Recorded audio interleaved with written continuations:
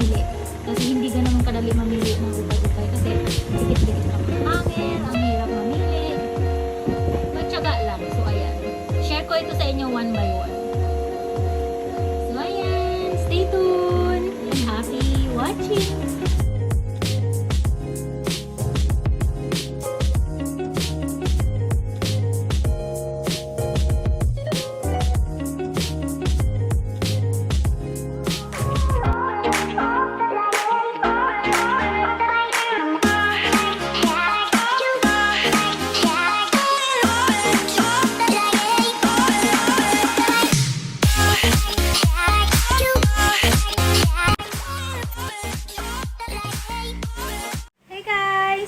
Ayan.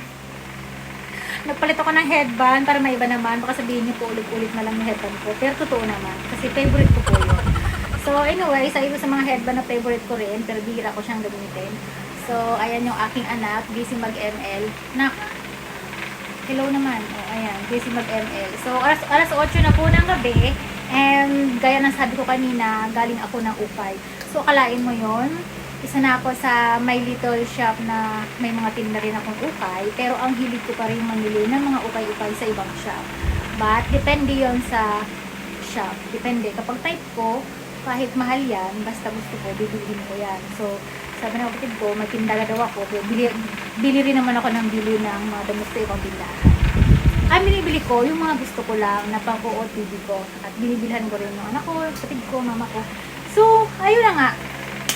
Nakita nyo na kanina. So, hulaan niyo kung magkano yun. Mura lang po yun. As in, murang-mura. So, ipapakita ko po sa inyo one by one. Quick lang para naman hindi kayo maboring. So, bago ako kumain, quick pakita ko lang muna sa inyo. So, ayan. Mag-ingat kayo lahat palagi. Ang lakas po ng ulan dito kanina. Ang lakas ng kulog. So, yun. Thank you for watching. And God bless you sa inyong lahat. So, yan. Let's start it. So, ayan. Ito yung first item natin. Ayan. Short po siya na denim. Pang size medium siya. So, ayan. Nabili ko lang po siya ng worth of 50 pesos. Ayan po siya. Ayan. O, diba ang ganda? Ayan siya. O. Ayan. So, number 2, item number 2, ito naman siya. Medyo, nearly, tokong na ba siya? Tawag nito, Bet? Hindi siya masyadong short. Ayan. 50 pesos din siya. And, ayan, napakaganda po niya. Iba lang yung lightening kapag gabi, kaya hindi niyo masyadong mga pansin. Pero, sa personal, ang ganda po ng tela nito. So, medium din siya. Ayan. Ayan yung likod niya. So, ayun. Lalabhan na lang ito. 50 pesos. Ito naman yung item number 3. So, super ikli po siya na semi-balloon. Ito po ay pang bata. Pero binili ko para sa akin kasi kasya po siya sa akin. So, I plan na isuot siya kapag mga like summer na gagawin, punta ng beach or basta yung parang picnic-picnic. Parang summer OOTD ba? Akala mo naman makakaalis ako no, tapos bumili ako nito. Sayang lang kasi 15 pesos lang po ito. Yes, 15 pesos. Ganda niya. So ayan, the reason why binili ko itong short na yan, para i-partner dito sa item number 4. Ito ay tube. Ayan, tube siya. Pero pang bata din po ito, pero binili ko para sa akin kasi kasya po sa akin. So, ipapartner ko po siya doon sa item number 3 na pinakita ko sa inyong short na maiksi. And ito, isusuot ko siyang tube and itatali ko sa may sikmura. And then, perfect, rampa na. So, ito ay 15 pesos also. Ito naman yung item number 5. Ayan, super smooth. Ito po yung nagustuhan ko as in super lambot po niya. Ayan. Hindi ko alam kung anong tawag dito sa fabric na to, pero super lambot. And perfect siya sa mga aircon, pang winter. Binili ko na to kasi balang araw, malay mo, makapunta ako sa malamig na lugar. So, ayan. So, ito po ay 20 pesos only. O, diba? 20 pesos. Ang ganda. And ito naman yung item number 6 natin. Feeling Koreana.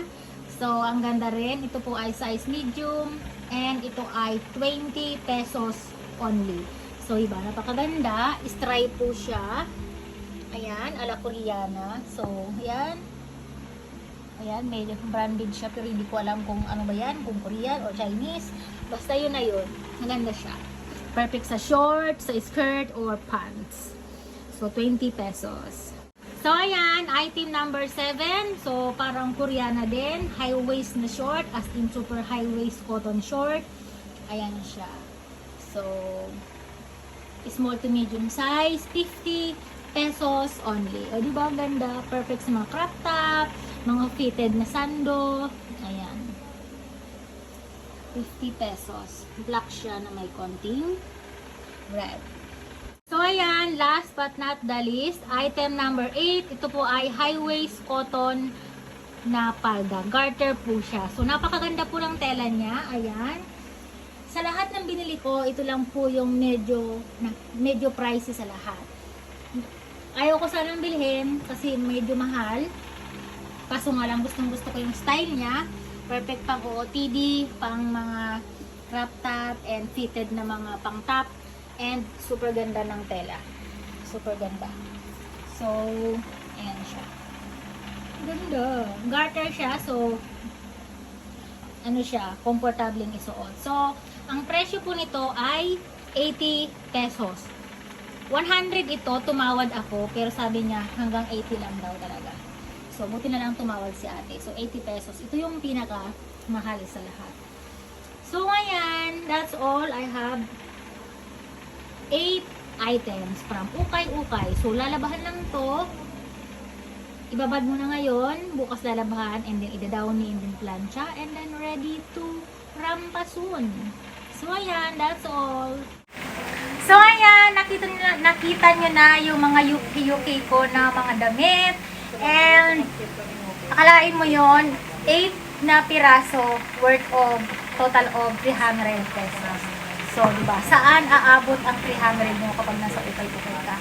Pero, disclaimer, hindi lahat ng ukay-ukay ay ganun ang presyo. Yung iba, mahal. Yung iba, mura. So, nasa sayo kung marunong kang mamili, marunong kang mag-style ng mga damit, and then makakahanap ka ng magagandang perfect na OOTD sa kahit anong occasion. So, ako kasi, hindi ko talaga damit, kaya meron akong little shop. And, basta damit. Hindi ako mahilig sa mga branded na damit, mga alas, sapatos, wala akong hilig. Kaya kung ako ay papamiliin ng branded na bag or branded na, basta branded na bag, ayoko. I preferred na bigyan mo na lang ako ng pera at ako na ang bibili ng mga mga ukay-ukay na damit o kaya yung mga damit na mga maganda rin ang brand, hindi gaano sikat, pero happy ako isuot. Kasi ayoko talaga ng branded na bag. Ayoko. Mas mabilis akong sawa. Masasayang lang yan at hindi ko siya magagamit.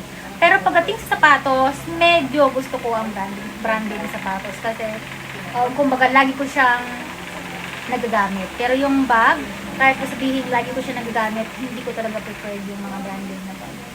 So, yun, happy na ako sa mga pinakamahal na bag na 800. So, ayan, napahaba na yung vlog ko. So, kung meron kayong comment or katanungan, mag-comment lang kayo down below. So, yun, ready na siya, ibabad na yun, and then bukas lalabhan, and ibadadowny, and then, ayun, pagkakantay na lang ng right time kung kailan ko sila isusuot. Hindi naman niya masisira, nakatambak lang yan dyan sa akin. Tapos, yung mga damit ko na ayaw ko na, ibibenta ko naman siya sa ukay-ukay ko na mura. Worth of 10, 25, kasi magaganda pa. So, yun. So, ngayon, ako'y kakain na, and that's all my vlog. So, for now, bye-bye, and see you on my next vlog. Bye-bye!